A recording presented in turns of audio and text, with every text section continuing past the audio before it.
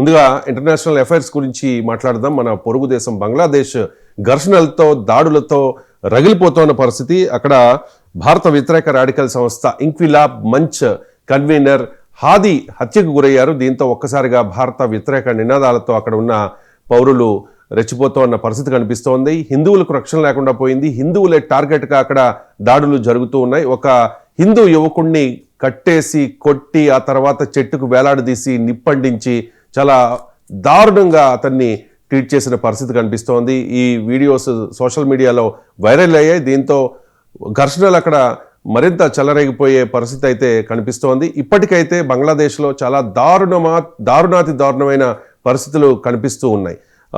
MG రావు గారు, ఏంటి situation ఇప్పుడు బంగ్లాదేశ్లో?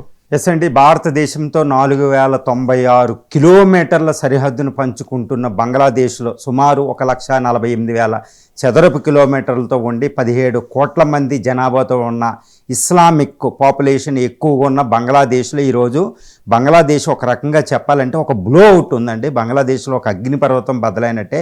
అది కూడా ఒక ఇస్లామిక్ రెవల్యూషన్ వస్తుందని చెప్పొచ్చు. ఇది ముఖ్యంగా భారత వ్యతిరేక ఉద్యమం అని చెప్పొచ్చు. ప్రస్తుత పరిస్థితి బంగ్లాదేశ్లో చూస్తే ఈ యొక్క షరీఫ్ ఉస్మాన్ హాదీ యొక్క డెత్ అంటే అసాసినేషన్, ఆయన హత్య అనేది ఈరోజు భారత వ్యతిరేకతను చాలా ఎక్కువ తీసుకొచ్చింది. ఎందుకంటే గత సంవత్సరం 2024 జులై రెవల్యూషన్లో షేక్ హసీనా గవర్నమెంట్ని దించడం వెనకాల కీలక పాత్ర పోషించిన ఈ ఉస్మాన్ షరీఫ్ హాదీ ఈ యొక్క హత్య అనేది ఈరోజు భారత మీదకి నెట్టడం జరిగింది ఒక రకంగా.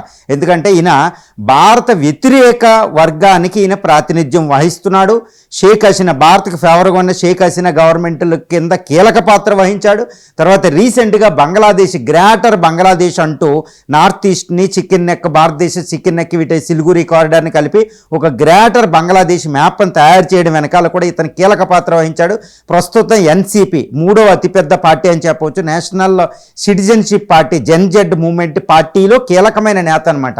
ఈ హాదీ భారత వ్యతిరేకత ఉన్నావు కాబట్టి ఈయన చనిపోవడం వెనకాల భారత శక్తి ఉంది అన్నట్టు ఇప్పుడు బంగ్లాదేశ్లో పాకిస్తాన్ని ప్రేరేపిత ఇస్లామిక్ వర్గం, అక్కడ యూనస్ భారత వ్యతిరేక వర్గాలు చాలా తీవ్రమైన అలజడికి గురి చేస్తున్నారు. ఇప్పుడు బంగ్లాదేశ్ పీపుల్ చాలా అంటే భావోద్వేగంతో ఉన్నారు. ఎందుకంటే ఒక యువ నాయకుడు, 30 సంవత్సరాల్లో ఉన్న యువ నాయకుడు చనిపోయేటప్పటికి ఒక రకమైన ఎమోషన్స్, భారత వ్యతిరేకత వచ్చింది. ప్రస్తుతం చూస్తే ఈ ఢాకాలో ఒక భయంకరమైన అంటే భారత ఎంబసీ మీద ఢాకాలో, అదేవిధంగా చిట్టగాంగ్ భారత డిప్యూటీ హై కమిషనర్ ఆఫీసుల మీద వాళ్ళు అటాకులు చేయడం కూడా మనం ఇక్కడ చూస్తూ ఉంటున్నాం. తర్వాత ఢాకాలో ద డైలీ, ప్రోతం ఆలో అనే పేపర్లో, అంటే ఒక న్యూస్, ఒక అతిపెద్ద పేపర్ల మీద అటాక్ చేసేటప్పటికి వాళ్ళు ఆఫీసులే కూర్చేసారంటే పరిస్థితి ఎలా ఉందో ఊహించుకోవచ్చు. ఒక 40 మంది చనిపోయే స్థితి నుంచి సెక్యూరిటీ దళాలు రక్షించాయి. తర్వాత ఈ దాడులు ముఖ్యంగా ఎలా ఉన్నాయంటే భారత వ్యతిరేక దాడులు అని చెప్పొచ్చు. నెంబర్ 1. నెంబర్ 2 ఏంటంటే యాంటీ హిందూ, అంటే హిందూ మైనారిటీ వర్గాల్ని టార్గెట్ చేస్తూ ఇవి జరుగుతున్నాయి అని చెప్పొచ్చు. ఎందుకంటే ఒక హిందూ కార్మికుడిని బ్లెస్ పేమి అంటే మహమ్మద్ ప్రవక్తని అవమానించాడు, బ్లెస్ పేమి అనుకుంటూ మత వ్యతిరేకం చేశాడు అన్నట్టు అక్కడ అంటే ఈ అలజడి క్రియేట్ చేసే వెళ్ళి అతన్ని చంపేసి, లించింగ్ అంటారు, చంపి ఒక చెట్టుకి వేలాడగట్టి ఆ శవాన్ని కాల్చడం అనే దృశ్యాలు ఇప్పుడు బంగ్లాదేశ్లో ఒక భయంకరమైన పరిస్థితిని క్రియేట్ చేస్తున్నాయి.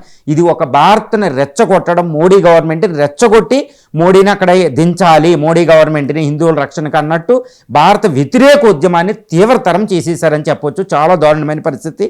ఇది ఎలా ఉందంటే 17 కోట్ల మంది బంగ్లాదేశీ ప్రజలు, ముఖ్యంగా చెప్పాలంటే అన్ని సిటీలు, 64 డిస్టిక్లు, 495 సబ్ డిస్టిక్లు ఒక అశాంతిగా ఉంది. ఎక్కడికక్కడ పోలీసులు, పారామిలిటరీ బలగాలు, తర్వాత బంగ్లాదేశ్ ఆర్మీ రంగంలో ఉన్నా కానీ ఈ అల్లర్ని కంట్రోల్ చేయలేనటువంటి పరిస్థితి అక్కడ దాపురించింది. Even Bangladesh chief adviser Mohammed Yunus chief adviser, ఆయన యొక్క అడ్వైజర్స్ మేము కంట్రోల్ చేయలేకపోతున్నామని వాళ్ళు చేతులు ఎత్తేసిన పరిస్థితి. ముఖ్యంగా రాజధాని ఢాకా నగరంలో ఈ పరిస్థితి చాలా వికటించినట్టు కనపడుతుంది. దీంతో పాటు మిగిలిన 2వ అతిపెద్ద నగరం చిట్టగాంగ్లో, అదేవిధంగా తర్వాత సిల్హెట్, తర్వాత రంగపూరు, తర్వాత బారీసాలు, ఇలా అన్ని సిటీల్లో ఈవెన్ కుల్నా అంటూ ఒక డజన్ వరకు అతిపెద్ద సిటీలు, బంగ్లాదేశ్ సిటీలన్నీ కూడా ఈరోజు కర్ఫ్యూ వాతావరణంలో ఉన్నాయి. ఎక్కడికక్కడ భారతదేశం కూడా అక్కడ ఉన్న మైనారిటీలు, ముఖ్యంగా హిందూ ప్రజలకి, భారతీయులకి అక్కడ అడ్వైజరీ జారీ చేసింది దౌత్యపరంగా, అది డిప్లొమాటిక్గా. అది ఏంటంటే మీరు ఇంట్లోంచి బయటకు రావద్దు, ఇంట్లోంచి బయట కూడా మీ వరండాల్లో కూడా బయట ఎక్కడ తిరగొద్దు, ఆఫీసులకు కట్టే ఎక్కడికి వెళ్ళొద్దు, ఎక్కడ వాళ్ళు అక్కడే ఉండండి, చాలా జాగ్రత్తగా ఉండి ఏదైనా అత్యవసర పరిస్థితి వస్తే భారతీయ ఎంబసీ అధికారులను సంప్రదించండి అనుకుంటూ అక్కడ ఇవ్వడం జరిగింది. భారతదేశం మిగిలిన ఎంబసీ కార్యాలయాన్ని క్లోజ్ చేయమని ఒక డిమాండ్లు వస్తున్నాయి. అదేవిధంగా షేక్ హసీనా ఢిల్లీ నుంచి మాకు అప్పజెప్పాలనుకుంటూ యువకులు స్లోగాన్ చేయడం, భారత వ్యతిరేక స్లోగాన్స్ అక్కడ మనకు కనపడటం జరుగుతుంది.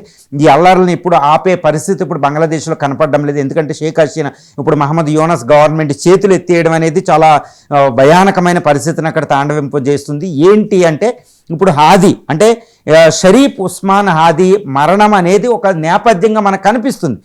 ఇది ప్రస్తుతం ఇమ్మీడియట్ కాజు అంటే ప్రస్తుత కారణం అదే అనుకుంటున్నారు. కాదు, ఈ షేక్ హసీనా గవర్నమెంట్ దిగిపోవడానికి ముందు, ఒక 6 నెలల ముందు, ఈ దిగిపోయిన గత సంవత్సరం నుంచి అక్కడ భారత వ్యతిరేక భయంకరమైన శక్తులు, ఇస్లామిక్ శక్తులు ఐఎస్ఐ ప్రోద్బలంతో ఉన్నాయి.